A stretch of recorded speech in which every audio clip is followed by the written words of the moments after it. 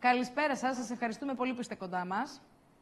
Καλησπέρα σας, κυρία Σπυροπούλου. Ευχαριστώ για ακόμα μια φορά για την φιλοξενία στην έγκριτη εκπομπή σας και το φιλόξενο κανάλι του Ιόνια. Να είστε καλά. Εμείς ευχαριστούμε που σας έχουμε κοντά μας.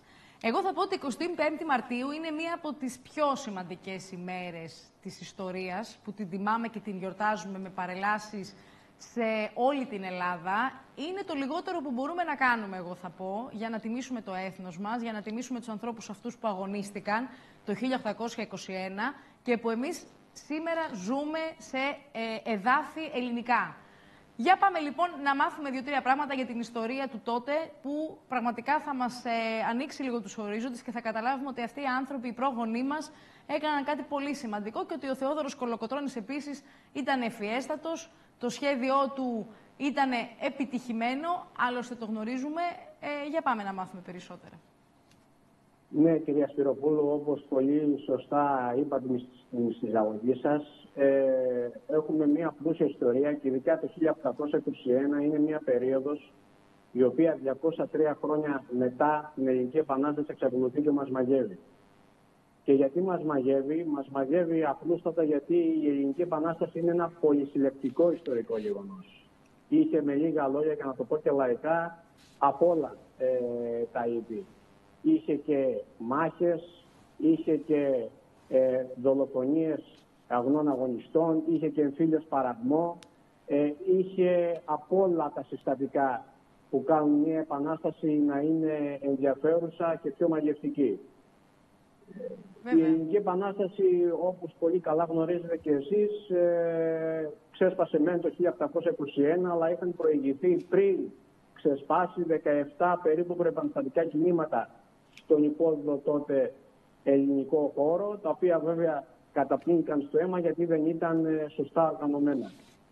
Η ιστορία συνεχίζεται. Έχουμε τη Φιλική Εταιρεία, η οποία Φιλική Εταιρεία ιδρύθηκε το 1814 στην Οδυσσό της τότε Ρωσίας, σημερινής Ουκρανίας, που δυστυχώς βάλεται από πόλεμο το τελευταίο διάστημα. Και η Φιλική Εταιρεία κατόρθωσε με όλο αυτό το συνωμοτικό δίκτυο που διέθετε να οργανώσει όλους αυτούς τους Έλληνες, τόσο του υπόδειλου ελληνικού χώρου, όσο και των περιοχών εκτός Ελλάδας. Κυρίως στις παραδουνάβιες συγκυμονίες, στη Μολδοβλαχία, στην Βλαχία, στη Ρωσία. Και έτσι λοιπόν όλο αυτό το συνωμοτικό δίκτυο της Φιλικής Εταιρείας κατάφερε και έφερε σιγά σιγά την Ελληνική Επανάσταση. Εδώ να τονίσω, γιατί το ξεχνάμε αρκετές φορές, ότι πριν την Ελληνική Επανάσταση του 1821 υπήρξε η πρώτη επανάσταση, η οποία έγινε στη Μολδοβλαχία με πρωτεργάτη τον Αλέξανδρο Υψηλάντη. Από εκεί ουσιαστικά ξεκινάει η Ελληνική Επανάσταση. Εμείς βέβαια γνωρίζουμε το 1821, αλλά η πρώτη αιστεία, αν θέλετε, βασική και η οποία έδωσε και το έμπνευσμα για να συνεχιστεί όλο αυτό το έπος του 1821, ξεκίνησε με τον Αλέξανδρο Υψηλάντη. Βέβαια λοιπόν, και εκεί το κίνημα απέτυχε, αλλά έδωσε το χρόνο στο να προετοιμαστεί η Ελληνική Επανάσταση στην ενδοχώρα.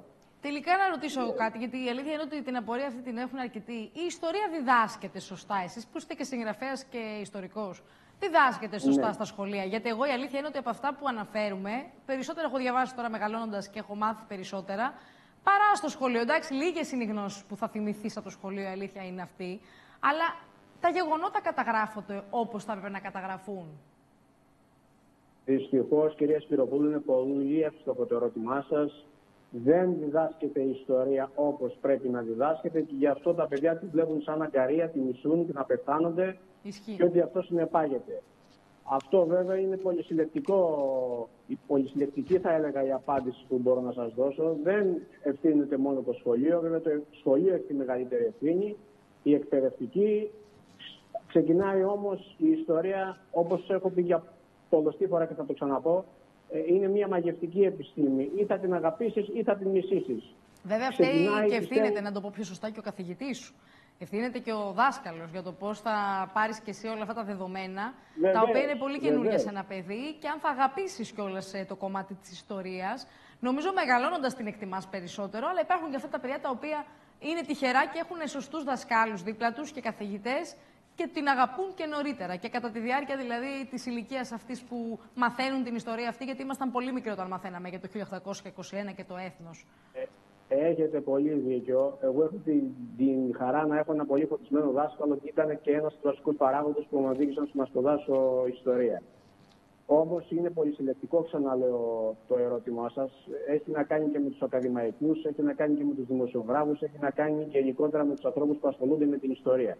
Και ειδικά το 1821, που πολύ καλά γνωρίζετε, αποδομείται το τελευταίο διάστημα και αποδομείται γιατί ακριβώς δεν γνωρίζουμε την ιστορία μας, δεν την αγαπάμε και το κυριότερο, ενώ έχουμε όλη αυτή την πληροφόρηση με το διαδίκτυο και με όλες αυτές τις δυνατότητες που μας δίνει η τεχνολογία, δεν ενδιαφερόμαστε στο να μάθουμε ιστορία. Σωστά, σωστά. Νομίζω ότι αυτό είναι το πιο τραγικό. Θα ήθελα για αυτούς που μας παρακολουθούν, που είναι και νέα παιδιά που μας βλέπουν, να πούμε τι πρέπει να κάνουν για να μάθουν όντως τα ιστορικά γεγονότα όπως έγιναν. Να διαβάσουν ένα, να διαβάσουν 2 βιβλία, να μάθουν περισσότερα με τι τρόπο. Γιατί η αλήθεια είναι ότι πολλοί θέλουν, αλλά δεν ξέρουν τον τρόπο.